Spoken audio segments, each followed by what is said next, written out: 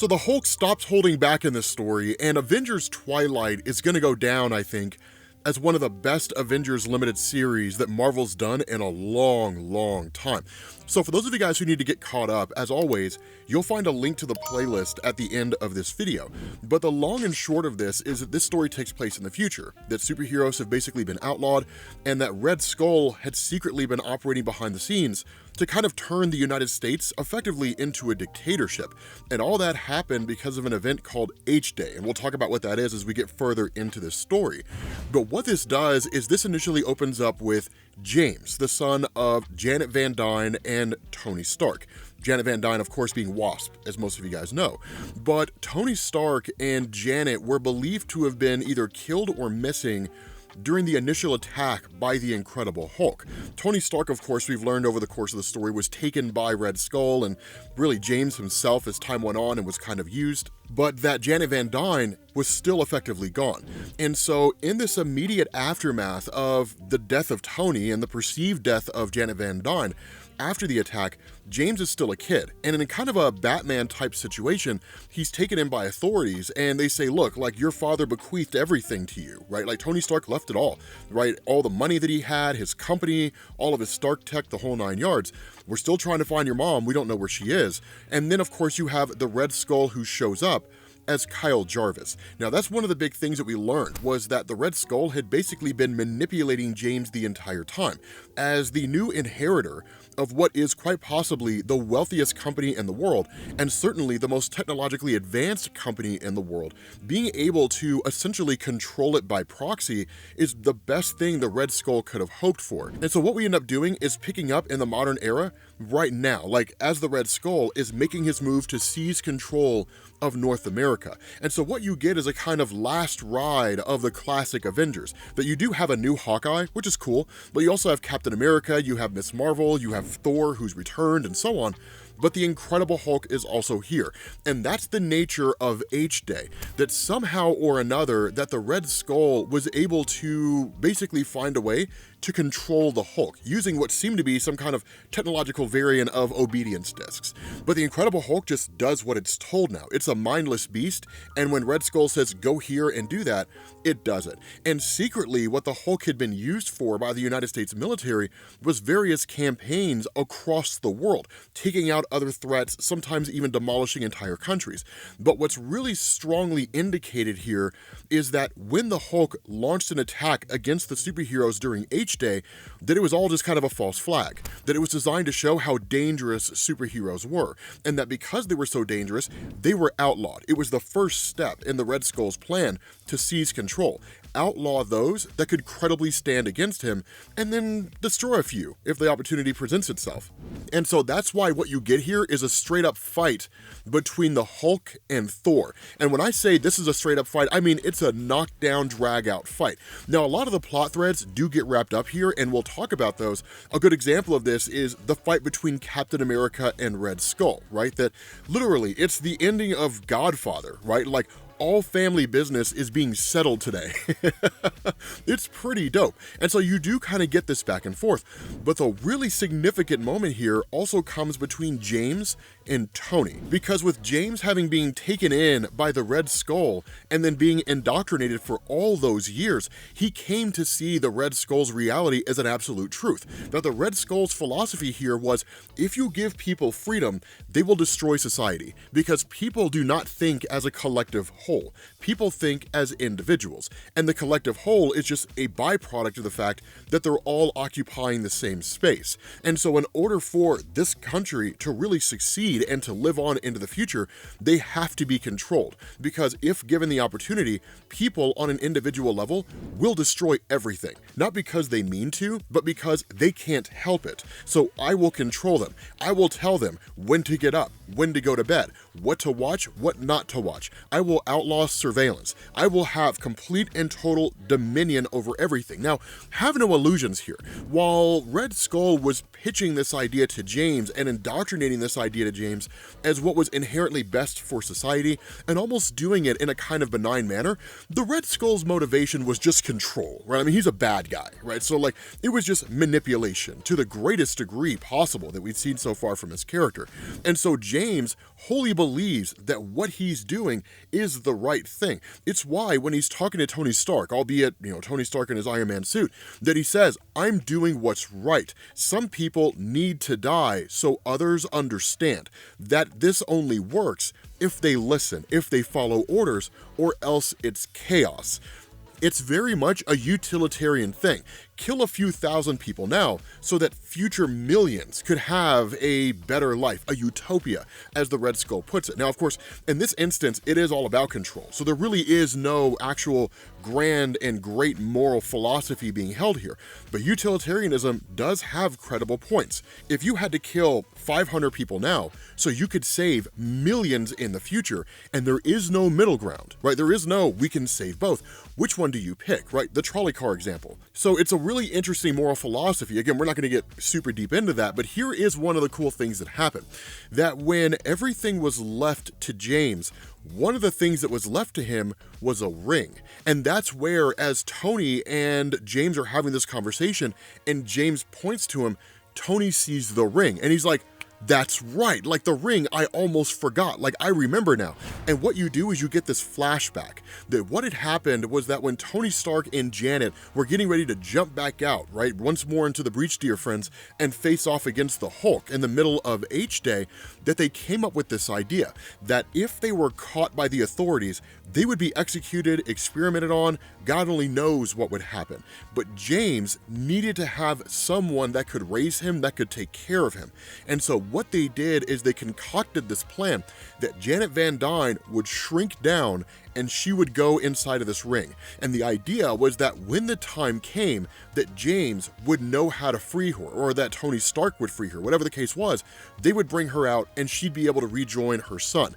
And that's exactly what they do. That the ring is activated, Janet Van Dyne pops up, she grabs the nuke that the Red Skull had fired off in order to obliterate everybody here, of course, save for himself, and that James is reunited with his mom. And that's the thing that shifts everything, because as most all of us know, there's nothing like mom, right? There's like, no matter how bad your relationship with your mom is, assuming that it's not horrendous and egregious beyond any real measurable standard, there is nothing like a hug from mom. And so what you get is Janet, who just kind of shrinks down to her normal size once she realizes James here, and then she hugs her son and she hugs Tony. And that's what brings James back. That's what helps him realize the error of his ways this entire time, that he'd been lied and duped. It's the hug from his mom. And I know it sounds kind of cartoonish, but it's really not, right? Like once you look at it as kind of an interpersonal dynamic, it becomes cool. But in the midst of all this, we jump back to the fight between Thor and the Hulk. Now here's the thing, as the two of them are going at it, right? Like Hulk just kind of starts babbling out, right? Hulk destroy everything, that kind of stuff.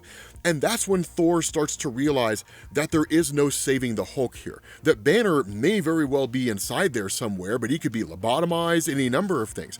But the Hulk is just beyond redemption. There's no way to fix this. And this realization really starts to hit when the Hulk is just jumping from one city to the next, right? He goes from like the state of New Mexico to like Phoenix, Arizona, right? Just jumping through these places, destroying everything that he can find, crushing everything. And so what happens is Thor does the only thing he can do. When he realizes that there is no saving the Hulk, by way of Banner having this kind of momentary bit of lucidity where he tells him like, I'm destroying everything, Thor, I've taken so many lives, please kill me, like put me out of my mercy, that Thor is forced to literally take Hulk down into the ocean and just drown him.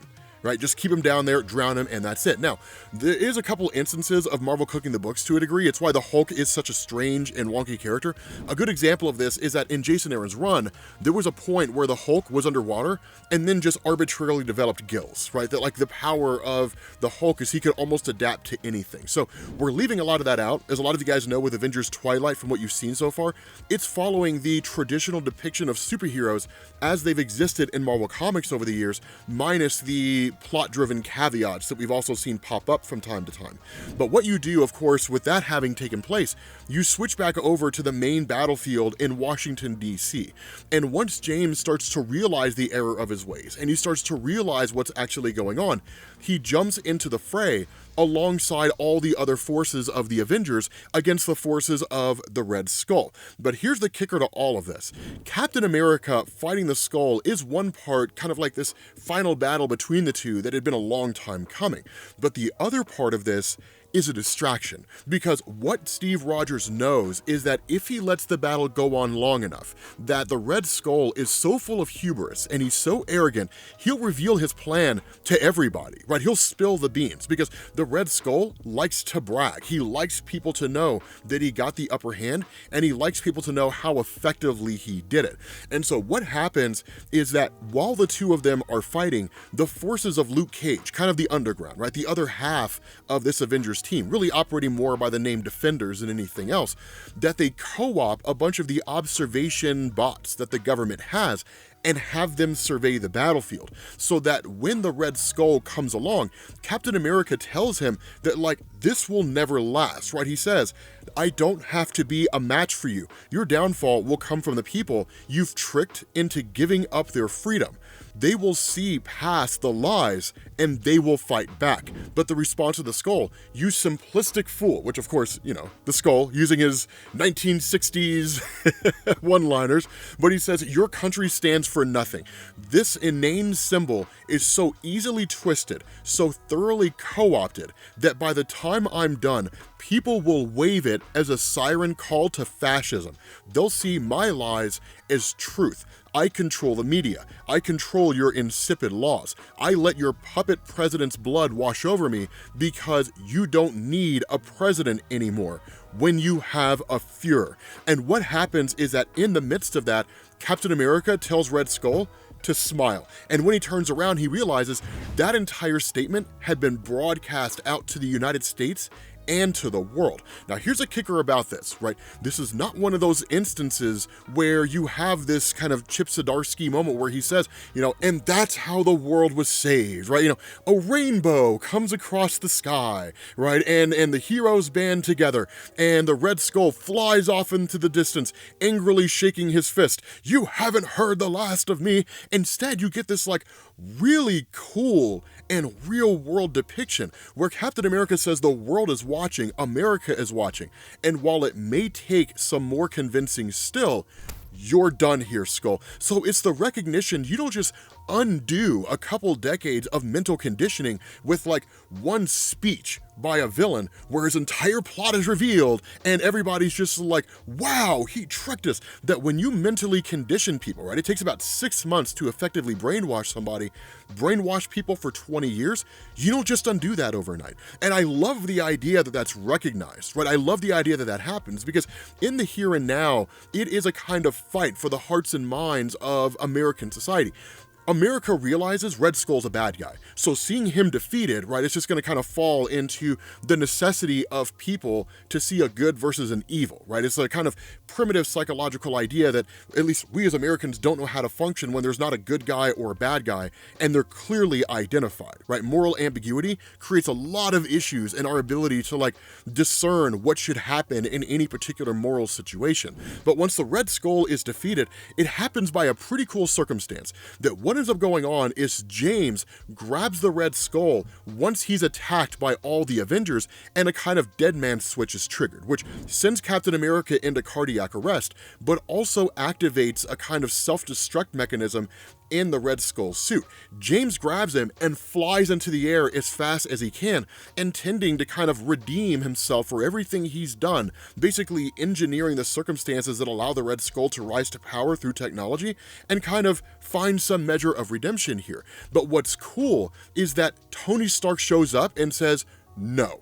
Right? Like, I had my time as a superhero. I've done my deeds. I've lived my life. You're still young, right? You still have a future to save, Iron Man. And he pushes James out of the way and then flies the Red Skull up into the air. And when that happens, Red Skull, of course, the suit destructs, Red Skull explodes, and Tony Stark dies with him. And so when James comes back down, and of course, Janet Van Dyne's able to basically bring Captain America back, right? Jump-starting his heart.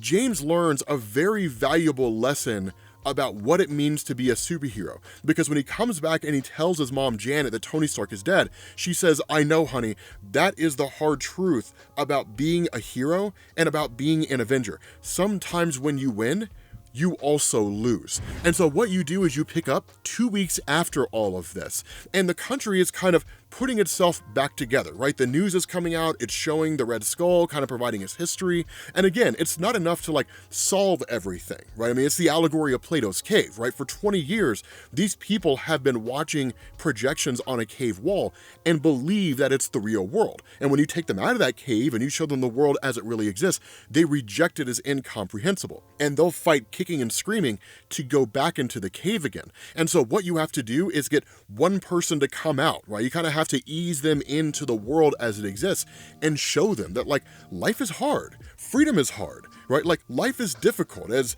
Anna Lemke said, because we don't really have anything that we have to do, right? Basic human needs are met, right? We're not fighting for survival every day by chasing away predators or anything along those lines. So we're just kind of making stuff up, right? That like the job of a human being is to figure out what makes you happy. And imagine how easy life would be if we just saw the things that make us happy as moving around with giant purple letters over their heads, right? But instead, it's just this kind of existential crisis that you and I endure every single day on this path to figuring out what life means for us. And so walking away from this tightly controlled environment where you're told what your life is supposed to be, where you're told what your role in society is, it's very difficult to do, right? Safety and security is very, very attractive, but it's only when you escape from that imposed safety and security and you step out into the world and you start building your own safety and security that you really understand what that means and the value that comes with it. And so what you get is Captain America along with Janet, where she's just sort of showing him what's going on, that James is dealing with the death of Tony in the best way he can, which is rebuilding Avengers Mansion and seemingly trying to live up to the legacy of his father, right? Keeping his memory alive in a positive way. And of course they come across Thor. And there's a bit of thanks that goes on there where Thor kind of apologizes about having to kill the Hulk, but the response of Captain America is, he asked you to, right? And the reality is he was kind of ready to go. He was just living this horrible life and just wanted it to end. And so of course what goes on is Thor ends up taking off back to Asgard. But one of the cool things that he says is that when Janet Van Dyne says, like, you better come back here and visit, there are too few of us left, the response of Thor is, yes, but more weight in the wings if you continue to inspire, right? More people will become Avengers. Lead by example, Captain America. Now, this is where things get dope, because when Thor goes back to Asgard, of course, Odin has basically died at this point, presumably due to old age or something along those lines. And so he's met by Heimdall, and Heimdall's kind of giving him the rundown on things that have happened, you know, like the Frost Giants are doing frosty giant-y things, right? Just being jerks to everybody and trying to seize more land, you know? This is happening and that's happening, and just the normal business that goes on when you're the ruler of Asgard. And Thor ultimately says, like, look, I will deal with that in time. Just give me a few minutes, right? I just got back, man. Let me relax before you start bombarding me with all this just really bad news, man, you know? Give me a moment's peace, for pity's sake.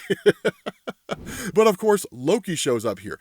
And what Loki reveals, which is a really cool thing, is that in the main Marvel universe, Loki was responsible for the unification of the Avengers in the first place, right? Like Avengers #1, the original Avengers story. It was Loki manipulating the Hulk to go on a rampage, and some of Marvel's most popular heroes banding together to defeat the Hulk, and then calling themselves the Avengers and getting their own team thereafter.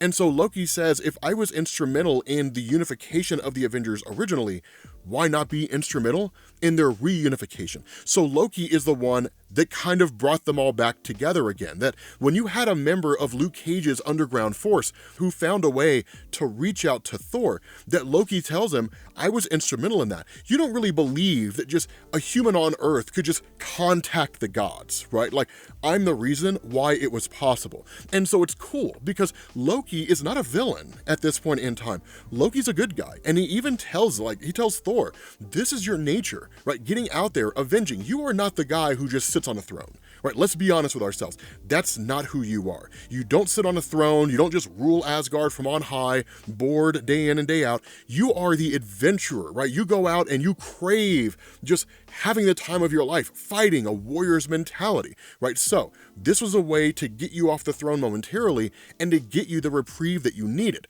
But the other cool thing that goes on here is Tony Stark and Bruce Banner are sent to Valhalla. Right? It's awesome. Like, they're Avengers, right? They're warriors. They're a warrior spirit. So they get to go to Valhalla and they get to hang out with just all these old Asgardian warriors who had all just died in some form or fashion against some kind of enemy. Even getting to like hang out with Odin and all those dudes. So it's cool, man. It's a really, really cool ending. Apparently everybody's busting Bruce Banner's balls because he keeps asking for non-alcoholic drinks, right? So they just keep laughing at him all the time. But it's awesome. It's a phenomenal ending to what I think is probably one of the greatest Avengers miniseries ever released by Marvel Comics. But let me know what you guys think. I loved this. Leave a comment down below, and I will catch you all later. Peace.